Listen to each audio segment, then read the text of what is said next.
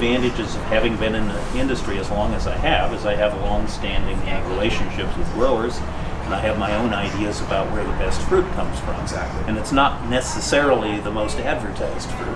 But, we do have very settled and strong ideas about where the quality is coming from.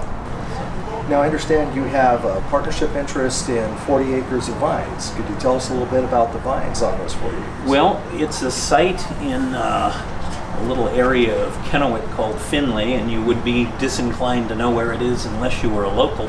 But one of the interesting things about it is that the first wine grapes were planted at this location back in the late 60s. So it's a very old location for wine grapes around here. I can't say that any of the vines date back that far. Some of our vines date back to the mid-70s or even early 70s. So and that would be old vines. Yes, so they are definitely old vines. It's an interesting location. It accomplishes a lot of what you want a good wine grape location to accomplish, which is kind of lousy soil. That's to say, not overly rich and overly nutritious soil.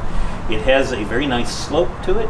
It's not a southeast slope. Actually, it's a mostly north slope, but the advantages of that are we get plenty of heat there. We're not struggling to ripen, so being on the north slope, we get lots of good air drainage, and we grow Chardonnay, we grow Riesling, we grow Merlot, a little bit of Pinot Gris, a little bit of Semillon, and a few acres of Cabernet. So we've got, like any Washington vineyard from the age, a lot of varieties there. Do you source the thank you for answering the question, because that was going to be one of the questions I was going to ask you, was about the grape varietals.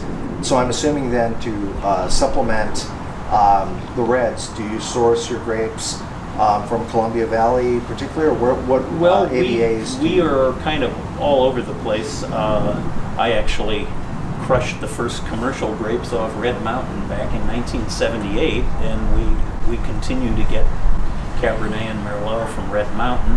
And for those viewers who don't know what Rob is speaking of, Red Mountain is actually an American viticulture area located in the Yakima region.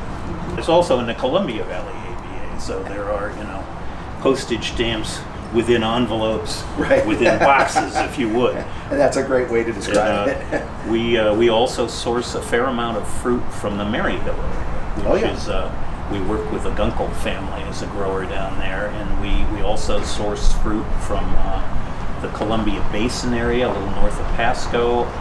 Some of our best fruit, to be honest, comes from Sagemore Vineyards, which that was planted in 1972, I believe. They just do some magnificent stuff. But one of the advantages of having been in the industry as long as I have is I have long-standing relationships with growers, and I have my own ideas about where the best fruit comes from. Exactly. And it's not necessarily the most advertised fruit, but we do have very settled and strong ideas about where the quality is coming from. What is it, in your opinion, Rob, that makes your wines what they are today? Well, I think it's lots of practice, for one. Sure. Also, we are a very production-oriented company. We're not a marketing-oriented company. We came to this business, way back when, out of passion for, winemaking and grape growing. Having to sell this stuff is just somewhat of an annoying sidelight, but we can't keep making it if we don't sell it. So, to be honest, there are better marketers out there, just about anybody in some respects, but that being said, we have a loyal following, and I think we have a strong sense of our varietal direction, and we're not making wines by accident. We really have a very intensive wine-making program. My daughter has joined us as an assistant winemaker, and our associate winemaker just passed his 20th year with us, who's a very capable individual, so we have a good, solid team of winemakers. And the passion is definitely what comes out in the wine, as Rob said, and I would vouch for that.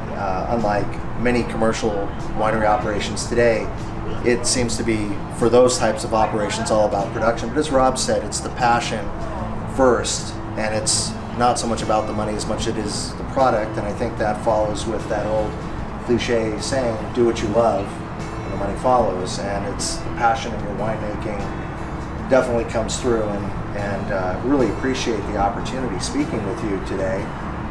It's been a real honor and a privilege, and I just wanted to say thank you so much, Rob.